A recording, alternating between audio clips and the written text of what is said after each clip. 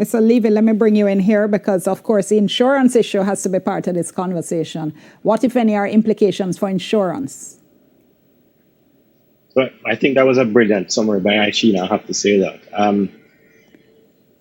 From the insurance perspective, what Uber has said is that they are arranging insurance coverage for the Uber operators for liability to other people and injuries to the passengers. But that only applies while... I'm so sorry. Repeat that for me. I'm not sure I understood or got that. They are providing insurance for liability, legal liability to third parties, and for injuries to passengers. Okay. So if the Uber operator crashes into somebody, the insurance that Uber is providing will cover the liability to that other person. But not or the driver. Any injury to their passengers. But not the driver. But not the driver, and not the car that belongs to the Uber operator either.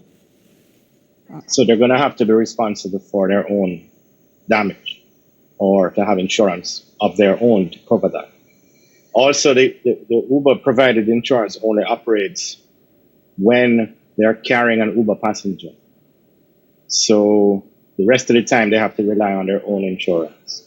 So the Insurance Association is saying to anybody who intends to sign up with Uber that you need to talk to your insurance company and make sure they're aware that you are intending to operate the vehicle in this way, so that you don't, because if you don't tell the insurance company and you're operating it for the carriage of passengers for reward, you might find that your own insurance does not respond to a claim. Mm-hmm. So to cover that gap, you need to tell them, this is what's going to be going on.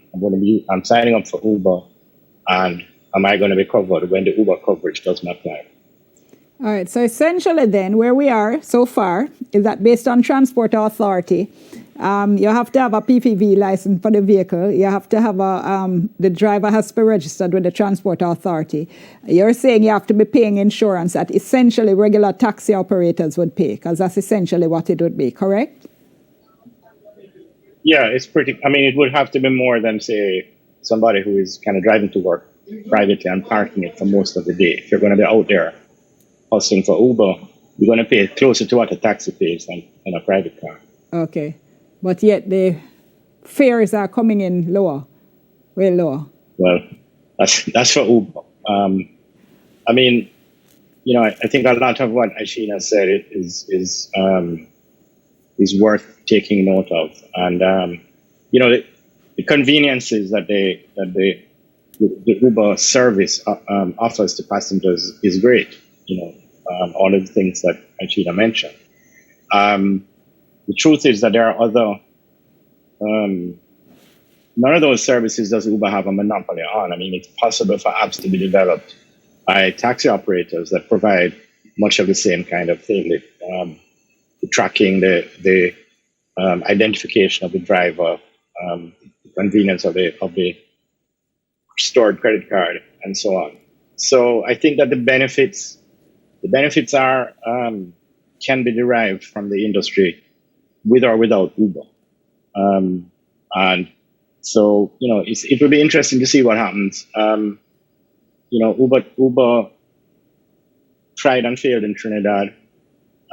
Presumably there will be a lot of similarities between the Trinidad market and the Jamaican market. The other thing that's different, in a lot of the markets in which Uber has succeeded, the number of taxis was kept artificially low by the licensing authorities. So you had a situation like in New York and San Francisco where a taxi medallion, as they call it, which is a license to operate, is over $1 million US. People were going into debt to acquire a license to run a taxi. Uber came along and they went from a couple of thousand taxis to 50,000 Uber drivers, and the value of those licenses just fell through the floor. But the point is there was an artificial shortage of supply